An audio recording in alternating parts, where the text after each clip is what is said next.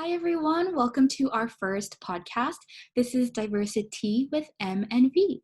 I would just like to introduce myself. My name is Miso. I use she, her, hers pronouns, and I am one of the graduate assistants at the United Front Multicultural Commons at the University of San Diego. I am also a second-year graduate student in the Masters of Higher Ed Leadership program, and I will be the moderator for today. Hello, everyone. Valerie, she, her, hers, Aya.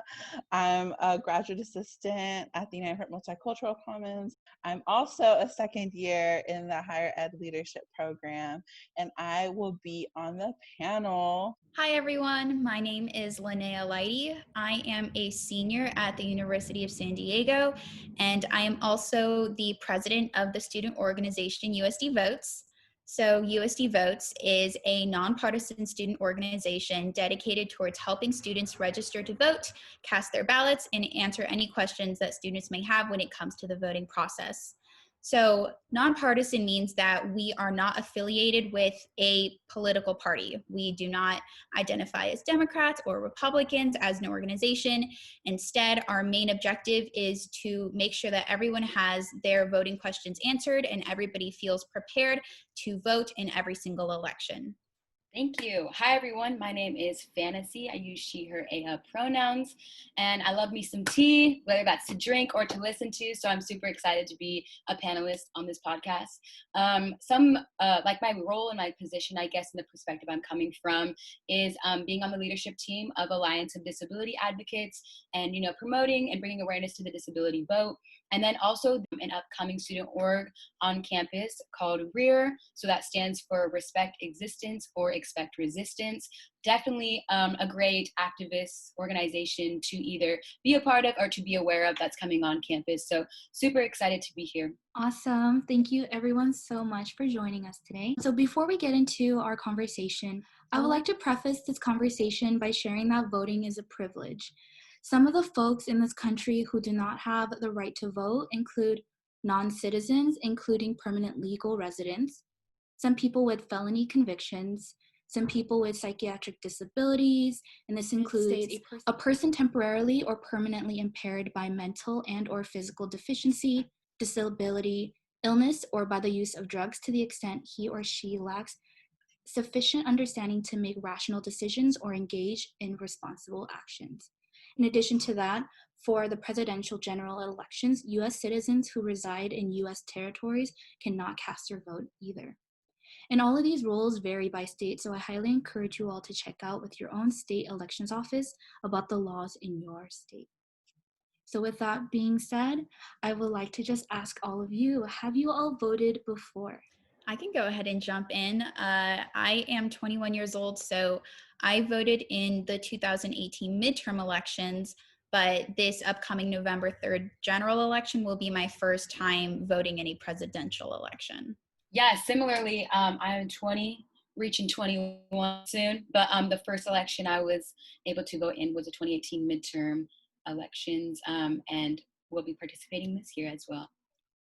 Yes, well, not same. So I actually participated in my first presidential election when I was 18.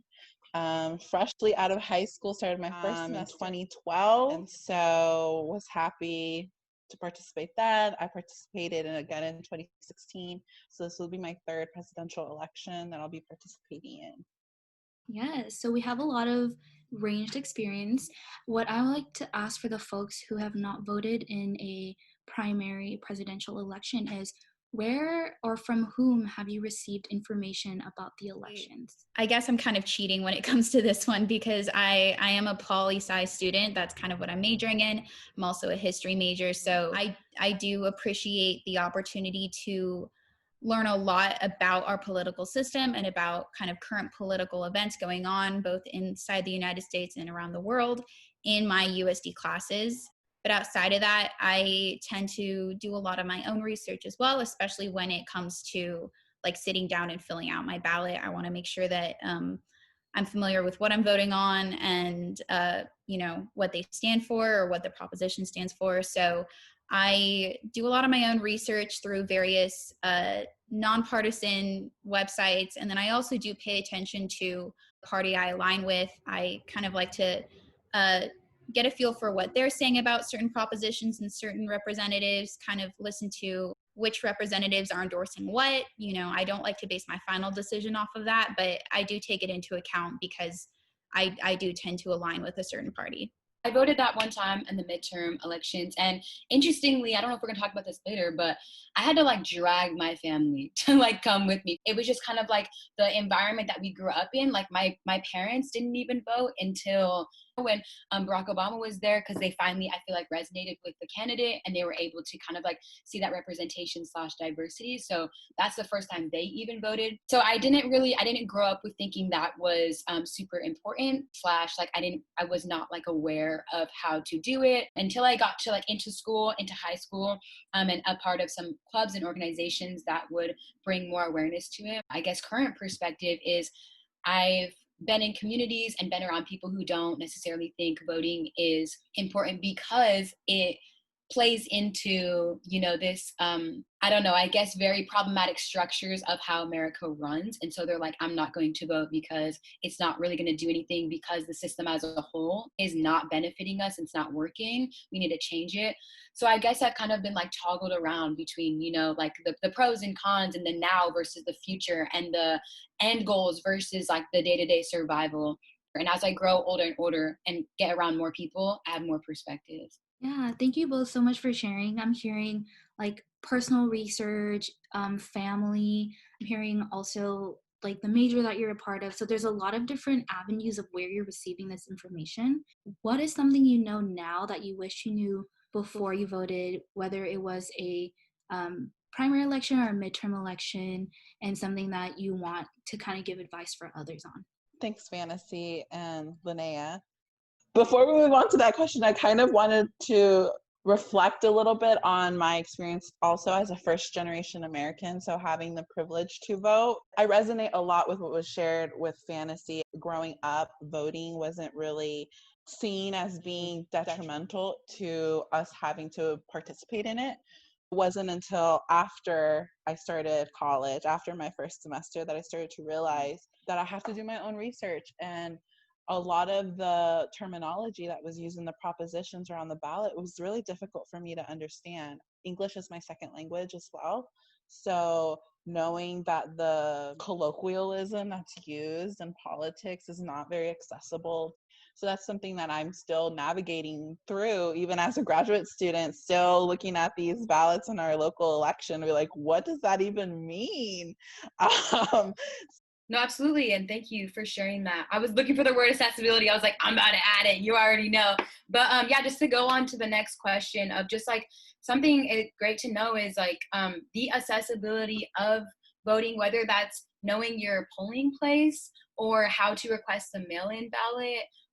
So yeah, just the accessibility of the, like I said, the language, the physical space, making sure if you do need that assistance or that accommodation, that someone is there for that, or you're contacting or calling someone to make sure that they have the accommodations that you may need. Because, the accessibility of time, like some people have to work. And so maybe mail in is better for you, or absentee ballot. Okay, listen, I'm not Lene. I don't know the terminology, but I'm trying here. Yeah, you were spot on there.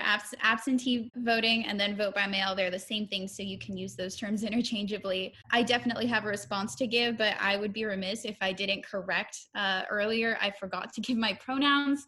I use she, her pronouns. Just wanted to slip that in there. But anyways, yes, when it comes to something that I wish I'd known about voting before I voted, and kind of some message that I'd like to send out to other people who may be voting for the first time, I actually kind of have two different points. But definitely echoing Fantasy and Valerie's points about accessibility.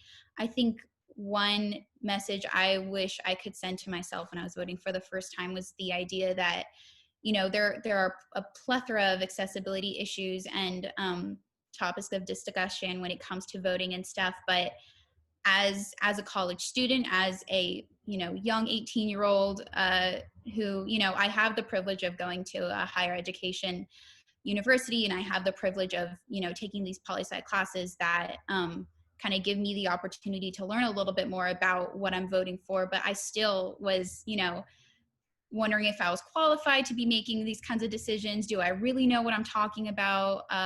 I'm not really an adult yet. Like, should I be, making these decisions about healthcare or economics when like I still don't really understand those things quite yet.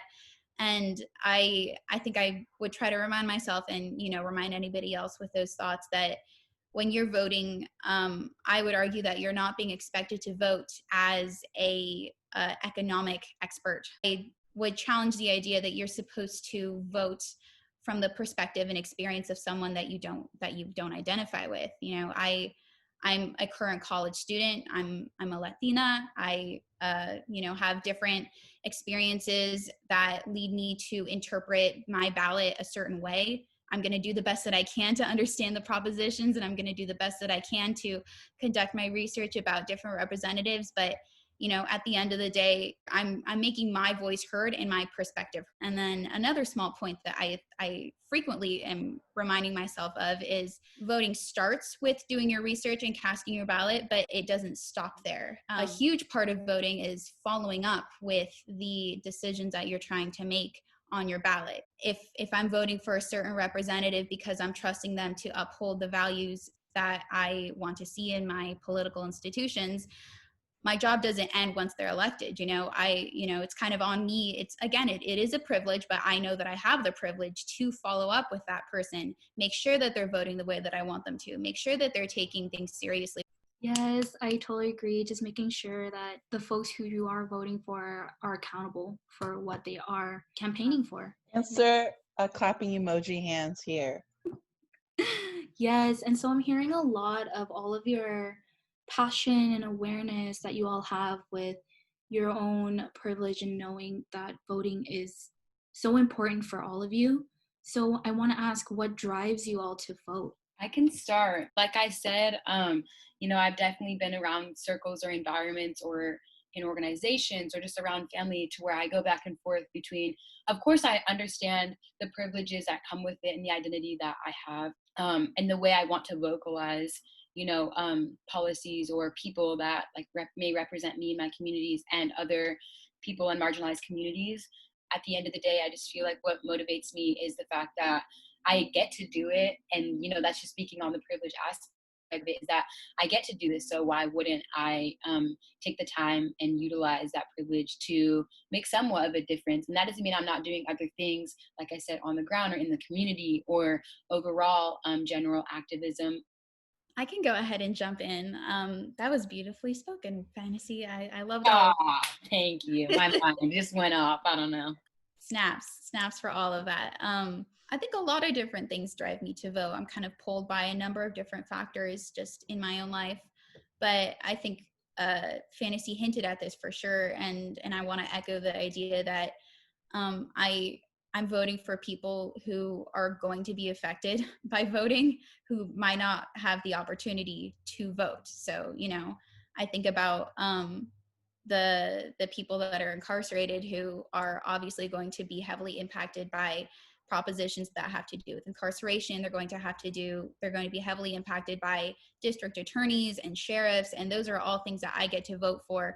I get to have an impact on, but unfortunately they just have to bear the brunt of whatever decisions are made, so that weighs heavily on my mind. Not to mention, like, there's people in immigration detention camps, and their lives and their voices are going to be decided by elections. We're living in a white supremacist heteropatriarchy, and this country is built for certain bodies, and it's presenting obstacles for others. So I want to give a voice, the voice that I'm fortunate enough to have, to people who don't necessarily get to have one. After listening to you both and learning what drives y'all to vote, I get like this new type of energy to continue to exercise my privilege to vote, because I can't call myself an advocate if I'm not using my privilege to better the situations of marginalized communities. What drives me to vote is like what's already been shared. So my family consists of mixed statuses of felonies, legal residents, undocumented folks, and to know that policy will be impacting them, and they don't even have the privilege to determine like what the outcome is, really weighs heavily on me, to make sure that I am able to use my privilege to voice their concerns and to ensure that they don't get like the short end of the stick, so to speak. Perfect. Thank you all so much for sharing. So I would like to conclude with, what advice would you give to someone who doesn't want to vote in this election? I can go ahead and kind of like start us off when it comes to this question, if that's all right. I've been asked this question a ton. I've been having these kinds of discussions a lot lately. I think this kind of question is arising more so this year and in regards to this election more than past elections, just in my own observation. But I think I first want to make the disclaimer, voting is a personal decision. It's not any of our place to instruct other people about how they need to vote or, like how to go about that. That's completely a personal decision. But I do have a couple things that I think are important to remember, especially for people who are feeling disenfranchised or disenamored by the current political, institutional, systematic construct that we have in the United States at the moment, because I think that's a large reason why a lot of people are kind of feeling less inclined to vote lately, is they're not a fan of a lot of the institutions and systems that we have in this country, and the idea of voting within the confines of that system seems unproductive, I think, just based on kind of what discussions I participated in. And I think the first kind of just logistical thing that I would encourage people to remember is that in this, I know is kind of cliche, but you're not just voting for the president. I think this 2020 general election has been simplified down to this candidate versus that candidate, when in actuality, I would argue that some of the most important things that will be on the ballot this election have nothing to do with the president at all. They're going to be related to smaller state and local propositions and representatives. And those are genuinely probably the decisions that are going to impact us more closely. There are also a lot of things we're going to be voting on that tailor directly into a lot of the social movements that we've been seeing increasing and escalating over the past couple months. Speaking for myself, as not for the entirety of USD votes, but as my own person, there are definitely a lot of radical changes I would like to see to the way that our country is designed. And I know that voting is not going to accomplish all of them, but I know that it's definitely a valuable tool when it comes to approaching the idea of making some radical changes. Just in kind of glancing over what I'm going to be voting on in Encinitas in California this year, I'm going to get to decide whether I want felons in the state of California to have the opportunity to vote or not. That's definitely been, I think, a pivotal part of the Black Lives Matter movement and kind of these discussions we've been having about accessibility. And, that's a key thing that I'm going to get to vote on, that's going to have for sure a radical change on the demographic of people who have their voice heard. I'm going to get to vote for district attorney, for sheriff. These are two positions, city council members as well. City council members are the ones that are largely determining the police budgets. And as somebody who is interested in seeing some changes to the way that our money is allocated in society, I'm going to want to make sure that I'm electing city council members who are going to share my views. And so, I think that's kind of one big piece that I would like to remind people who are feeling like they don't want to vote this year is, really, really think about what kinds of decisions you're choosing to shrug off by not sharing your voice when it comes to politics. And I think one more other small point, not to ramble on forever, but I also think it's important to remember that when it comes to making radical, systematic, institutional shifts in political and societal structures, that takes a lot of time and a lot of conversation and dialogue, and it's super destabilizing. And obviously, I would argue that a lot of the time it's necessary destabilization, and it's part of the process, but it does take a long time to rebuild and redo the structures that we're trying to fix. And I'm anticipating that, these things that I want to see change are going to take a long time. And I want to make sure that as we're trying to plan out how to fix things, I want the current situation that I'm living in to be as good as it can be. You know what I mean? So I'm obviously always going to be looking towards a more optimistic, a more equitable, a more tolerant United States. But I know that there's going to be a lot of steps we have to cross to get there. And I don't want to allow the current United States to sink down into a worse situation for everybody as we're making those choices. So I think that's another thing that I think about. I tend to view voting very pragmatically, just as a voter myself. So those are things that I would share with people who are not stoked on the idea of voting. Linnea, hitting us with the facts, setting the bar. Oh my God. That's a lot. No, Yes. that was like, ooh, that just got me really energized. And it's definitely not cliche of you to say that it's all about, like the two presidential candidates. Like that really just gave me a reality check, like right now in real time, to not be solely focused on that and to not be super overwhelmed or riled up about just them too. Definitely it's about more than that. So thank you so much for just educating us on that and just letting us know the complexities, but also I guess the diversity that comes in voting, and whether that's propositions or people or local folks. No, thank you so much. I don't think you realize how much that just really like educated me. So thank you. And I would just say, like, as well as trying to find time to get educated, and whether that's through different forms of social media or online or in classes or wherever you find that education, because sometimes that can be hard and even inaccessible in itself, is to to kind of like go out of your way to be learning about everything just because it's not necessary, just because, I mean, not saying it should be right in our face, but it doesn't seem like it's super accessible or easy to find out this information, whether that's about candidates or about the logistics of voting. But my one thing, and I know that in my previous answer to why I'm passionate about voting, it definitely wasn't clear, but I think that's just kind of me as a human, rambling and complexities in my mind, and just like having my different experiences. But I would just say, I would give advice, and like Linnea was saying, you definitely have agency over if you will vote or not, and who you will vote for, and no one should judge you for the decision that you necessarily like that you make. And with that being said, I would just invite and challenge people to have these conversations, to have this way of communication, and to normalize who we are voting for. Because sometimes you may ask folks, and I mean, maybe it is a little bit, I mean, it definitely is a little personal, but some folks get really defensive, and it just creates a barrier to the conversation. Either you're defensive because you feel guilty about who you're voting for, or you're defensive because you think you're going to get judged on who you're voting for, or you're defensive because you don't have that much education. So I definitely, I mean, I say it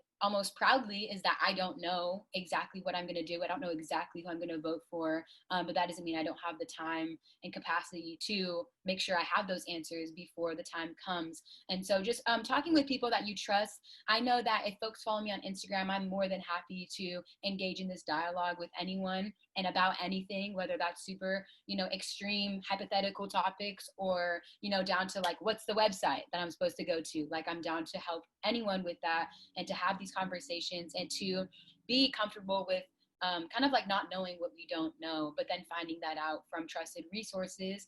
And I'm not saying you should completely go to me for the education, but I definitely have the resources and like the network to have more conversations. And if you are able to talk with your family civilly, because sometimes that can't happen, I would suggest doing that if you trust them. Folks in your organizations, in your student orgs, potentially in your classes, bringing some things up in your workspace. And I know all of these spaces can be somewhat touchy and people don't want to get political necessarily, but just really talking about values and talking about what matters and how can we change things today, like we were talking about current versus future progression. So I guess my advice, to sum it up, is just having this dialogue about whether you're voting or not, who you're voting for, and just kind of normalizing the decisions that are being made. And I really wish the best of luck to everyone on the decision that they make, the final decision that they make, just because it is hard, complex time, so many things going on top of the voting and all of this newness. So yeah. Yes, I feel so empowered by you both. Definitely, I've learned so much by just having conversation with you. So just goes back to echoing what was shared, is everyone who has the privilege to vote has that agency to decide whether or not to engage in voting. Normalizing the conversation of voting and politics, I think, is also really crucial. And so I also do challenge for folks who don't want to vote, just critical reflection on why don't you want to vote, being able to identify why don't you want to engage in voting, or what are the gaps in the voting process that you want to change, and figuring out how you can best do that for yourself and for others.